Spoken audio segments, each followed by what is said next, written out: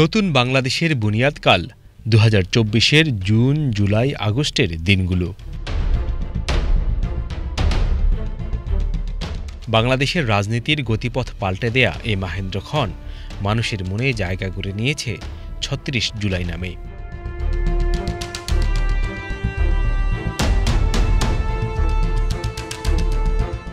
এই জনপদের সোনালী মানুষগুলোর অপরিসীম ত্যাগ ও অনন্য সাহস সংগ্রামের গৌরবময় দিনগুলির ঘটনাবলী সবার কাছে তাই অপার গুরুত্বের।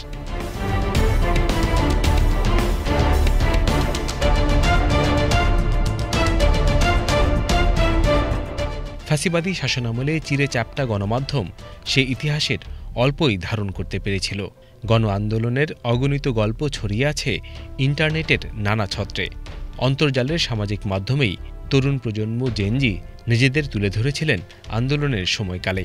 আওয়ামী লীগের সন্ত্রাসী বাহিনীগুলোর পাশাপাশি সরকারের নৃশংসতার প্রমাণ তুলে ধরার বড় মাধ্যমই ছিল ওয়েব। এখানে জমানো স্মৃতির পাহাড় আলোকবর্তিকা হয়ে দিশা দেবে আগামীর পথ চলায়।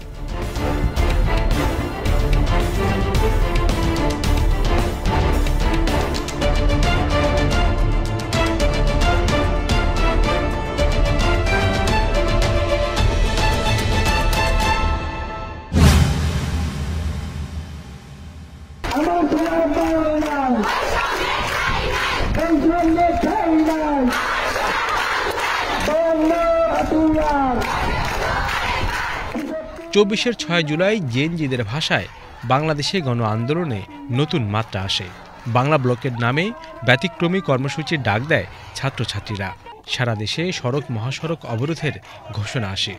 সামাজিক যোগাযোগ মাধ্যমে এই কর্মসূচির আহ্বান ছড়িয়ে পড়ে সবার মাঝে, জাগায় নতুন উদ্দীপনা।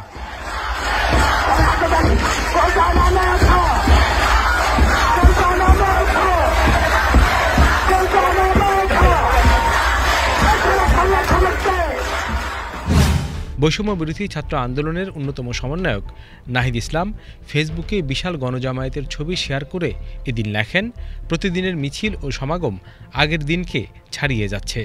আগামীকাল বাংলা ব্লকেড। আজকে নারী শিক্ষার্থীদের উপস্থিতি ছিল অবিস্মরণীয়। আপনাদের প্রতি অনুরোধ থাকবে, আপনারা আজকে যেরকম প্রতি হল থেকে কলেজ থেকে সংগঠিত হয়ে এসেছেন, এর থেকে বেশি পাড়ায় পাড়ায় এলাকায় এলাকায় আপনারা সংগঠিত হন। এবং ভাইদের প্রতি অনুরোধ থাকবে, আপনাদের যে কোনো সমস্যা, যে কোনো বাধা বিপত্তি আমাদের কাছে জানাবেন। এবং হলে হলে যারা বাধা দিচ্ছে তাদেরকে আপনারা প্রশ্ন করুন, সে কি আপনার চাকরি দিতে পারবে কিনা। আপনার হলের ভাই কি আপনার চাকরি দিতে পারবে? তাহলে আপনার পথ, আমার রাস্তা আমাদেরকে কিন্তু বেছে নিতে হবে। ডিইউ নিউজ নামের পেজে লেখা হয়, আজকের মিছিলে নারী শিক্ষার্থীদের উপস্থিতি চোখ কপালে ওঠার মতো।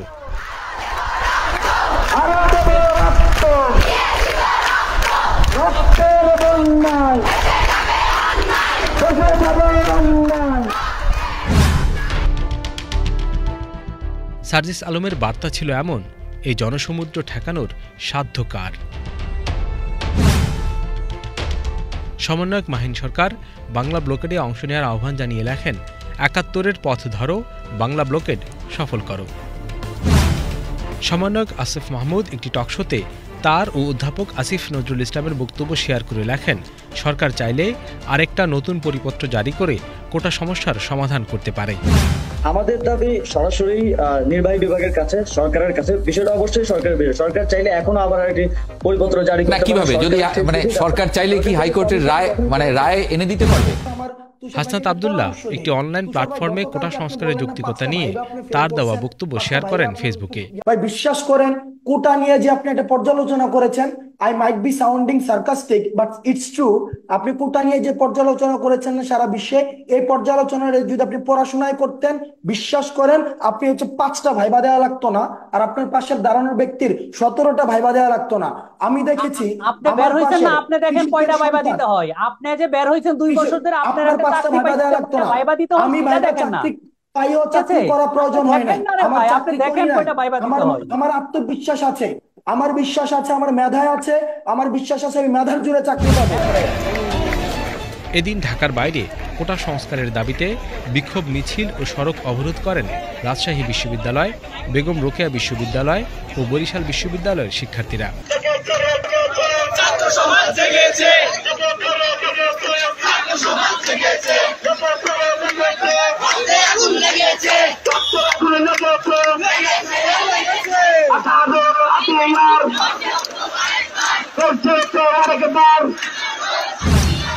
বিএনপি মিডিয়া সেল থেকে কোটা সংস্কার আন্দোলনে নৈতিক সমর্থন জানিয়ে দলটির মহাসচিব মির্জা ফখরুল ইসলাম আলমগীরের একটি ভিডিও বার্তা পোস্ট করে। আইন ও বিচার বিভাগের দোহাই দিয়ে ছাত্র সমাজের যৌক্তিক দাবি সমূহকে দমানোর সকল অপচেষ্টাই ব্যর্থ হবে বলে আমরা বিশ্বাস করি।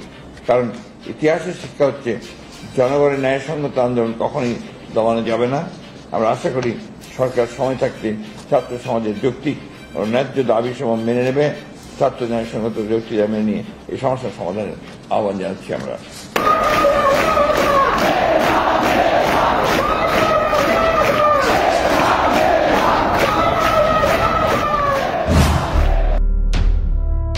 আন্দোলনের মাঠে অংশগ্রহণের পাশাপাশি নারী শিক্ষার্থীরা অনলাইনেও ছিলেন সোচ্চার। সীমা আক্তার নামে এক আন্দোলনকারী বার্তা দেন দাবি আদায় না হওয়া পর্যন্ত রাজপথে থাকার।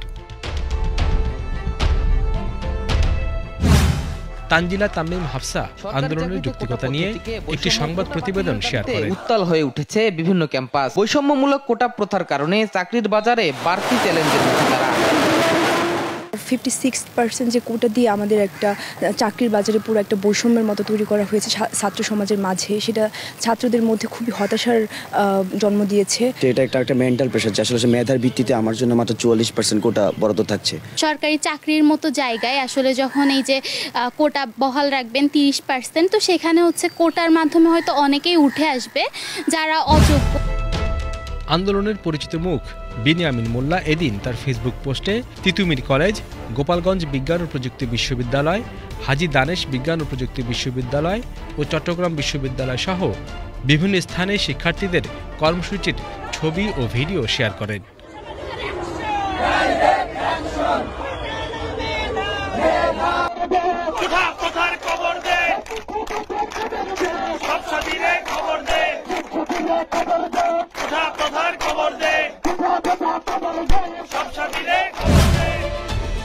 জুলাইয়ে এদিন সামাজিক মাধ্যমে আলোচনার কেন্দ্রে ছিল বাংলা ব্লকেড।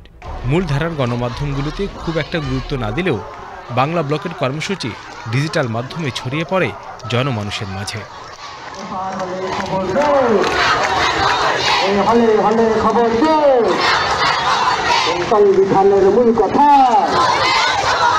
মুক্তিযুদ্ধের মূল কথা